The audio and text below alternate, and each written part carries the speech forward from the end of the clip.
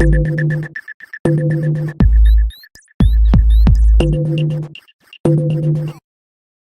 Christ est-il A. une personne divine incarnée, B.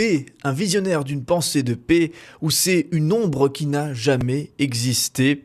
L'historicité du Christ, c'est le thème que nous allons aborder dans cette émission Épistéo avec le philosophe Alexis Masson. Alors pour commencer, Jésus a-t-il réellement existé et quelles en sont les preuves? Mais alors tout d'abord, et ça paraît assez évident, il y a évidemment les sources chrétiennes qui affirment unanimement l'existence et la crucifixion du Christ. Les tout premiers écrits du Nouveau Testament datent environ au plus des années 50, autrement dit à peu près une vingtaine d'années après les faits. On peut se dire que c'est tout à fait normal dans la mesure où au début, les disciples ne s'attendent pas à ce que la communauté chrétienne attende autant de temps le retour de Christ, et donc ils commencent à se dire qu'il faudrait mémoriser les choses et les écrire. Donc ils attendent à peu près une vingtaine d'années avant d'écrire. Mais une vingtaine d'années, en fin de compte, c'est assez proche. Hein. Si on en revient, c'est comme pour nous, la chute du mur de Berlin, la chute de l'URSS, tout cela pour nous, ça date à peu près d'il y a 30 ans. Donc d'à peu près il y a 20 ans. Donc ça fait relativement proche. On y décrit, dans ces textes, dans les sources chrétiennes, on y décrit le Christ comme étant un personnage relativement connu en Israël, mais connu sur notamment un certain point, c'est-à-dire qu'il a eu des rapports très conflictuels, des rapports conflictuels mémorables avec le clergé. Et cela, c'est un élément qui est important, parce que là, on sort directement de la source chrétienne en tant que telle. On peut aller demander alors au clergé, est-ce que c'est vrai que Jésus a existé ? Vous devriez bien le savoir, puisque les textes disent qu'il y a une opposition très forte. Donc les Juifs peuvent répondre oui ou non, est-ce qu'il a existé ? Et lorsqu'on lit les sources juives, eh bien là, les sources juives reconnaissent unanimement l'existence de Jésus. On a par exemple, dans le Talmud, on a dans le texte du Sanhédrin 43a, le texte suivant qui dit « La tradition rapporte que la veille de Pâques, on a pendu Jésus parce qu'il a pratiqué la magie et égaré Israël. » C'est-à-dire que dans la mémoire d'Israël est restée la mémoire de ce personnage qu'était Jésus, bon, qu'il considère comme un hérétique, c'est normal, mais est restée cette mémoire. Si Jésus n'avait pas existé, il aurait suffi aux Juifs de dire « Mais il n'a jamais existé, votre personnage. Vos textes sont complètement faux. On n'a jamais entendu parler d'un Jésus. » Or là, les Juifs reconnaissent unanimement, oui, effectivement, Jésus a existé. Donc ça, c'est un premier point assez important quand même en faveur de l'existence de Jésus.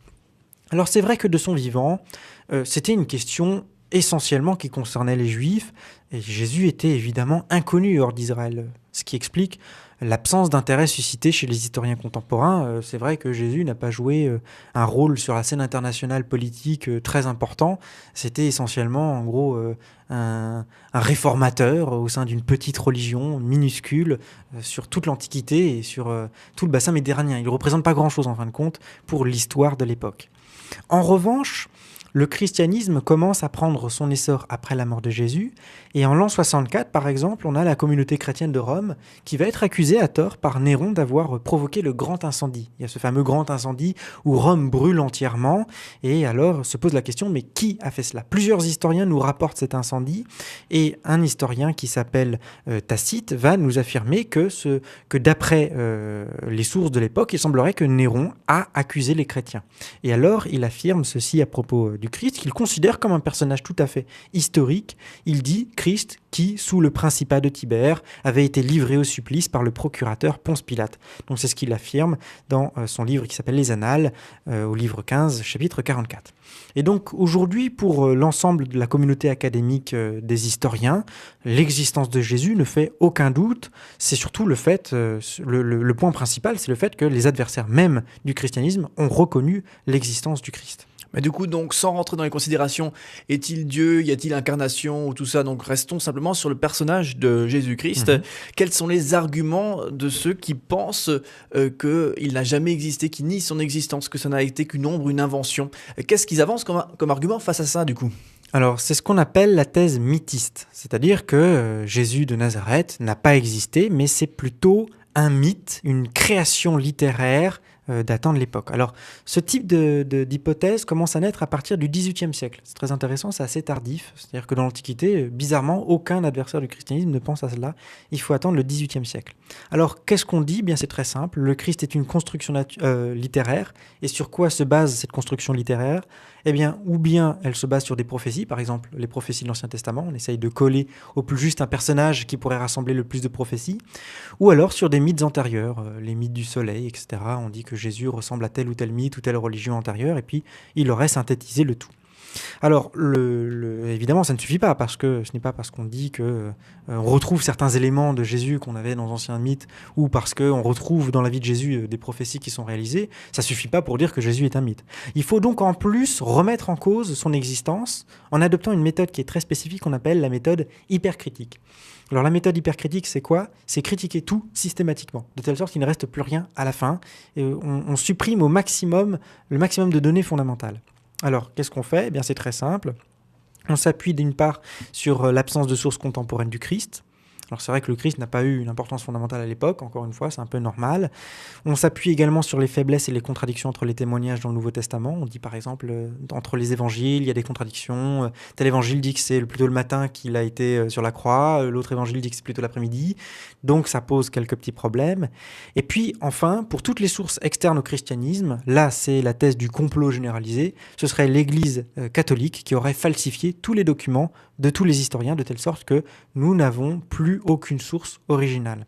Alors seulement, ça pose un certain nombre de problèmes, parce que, évidemment, encore une fois, les mythistes sont incapables d'expliquer pourquoi les adversaires, les Juifs, pourquoi les Juifs n'ont-ils pas dit que Jésus n'avait jamais existé? Ils l'ont vu de leurs yeux, ils ont toujours affirmé « Oui, nous avons bien condamné Jésus pour un procès en hérésie, en fin de compte. » Les Juifs reconnaissent l'existence de Jésus. Et ça, les mythistes sont incapables de l'expliquer. Et puis, il y a quelque chose de plus grave.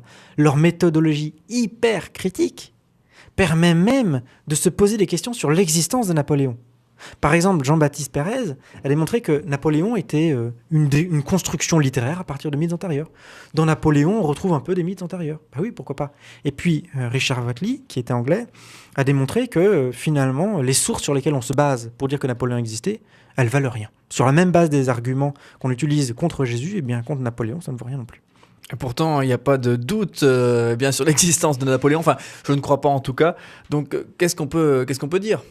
En gros, l'argument de Whately, son texte, qui est assez court, mais assez riche, consiste à dire on va reprendre exactement les mêmes arguments qui sont utilisés contre Jésus, on va les calquer sur Napoléon et on va voir ce que ça donne. Et d'après lui, Napoléon, c'est quasiment certain, n'a pas existé. Alors comment il fait?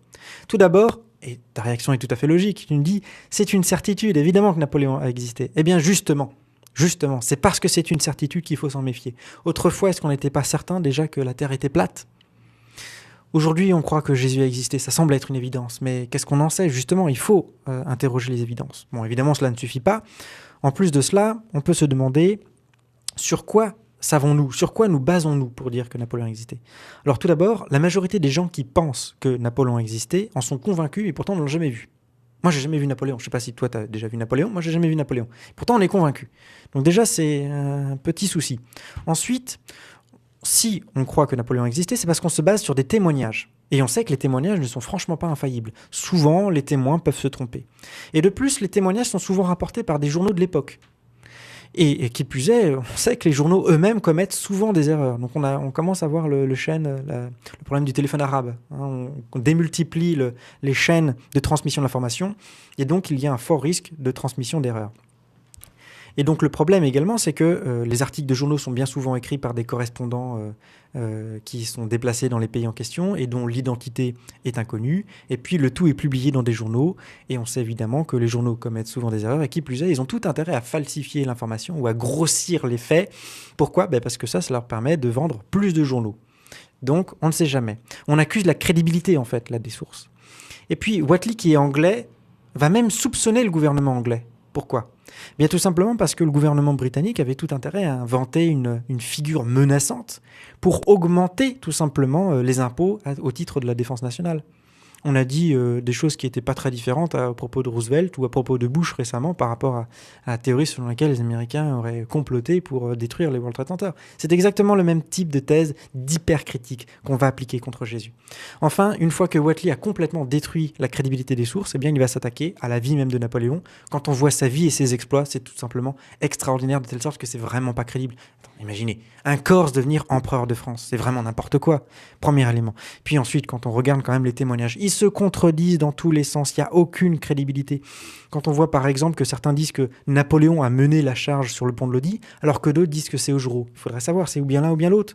Certains ont dit qu'il y avait jusqu'à 4 heures d'écart selon les témoins, à l'heure à laquelle la charge de la cavalerie française a commencé à Waterloo. Il faudrait savoir, c'est ou bien telle heure ou bien telle autre heure, ça ne peut pas être à des heures différentes. Et puis enfin, Napoléon est décrit vraiment par les uns comme étant un génie, par les autres un monstre ou un fou. On a l'impression que c'est une multiplicité de personnages qu'on a compressé en un seul personnage. En fin de compte, ça ressemble à un mythe. Avec tous ces éléments-là, on peut vraiment douter de l'existence de Napoléon, c'est ce qu'affirme Richard Whatley. Et ces arguments-là, je les rappelle, sont exactement les mêmes que ceux qui sont utilisés pour douter de l'existence de Jésus. Autrement dit, aujourd'hui, douter de l'existence de Jésus, il faut vraiment y aller. D'accord, donc on ne cherche pas à douter de Napoléon du coup.